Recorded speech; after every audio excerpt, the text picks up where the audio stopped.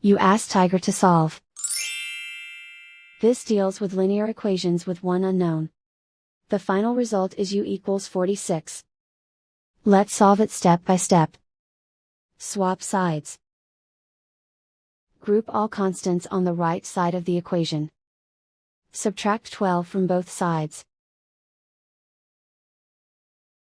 Simplify the arithmetic.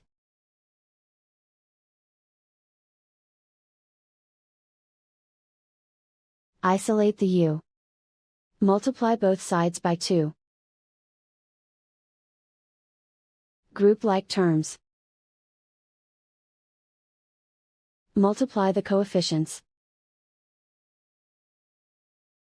Simplify the fraction.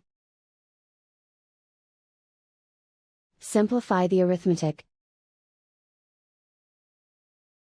And so the final result is u equals 46.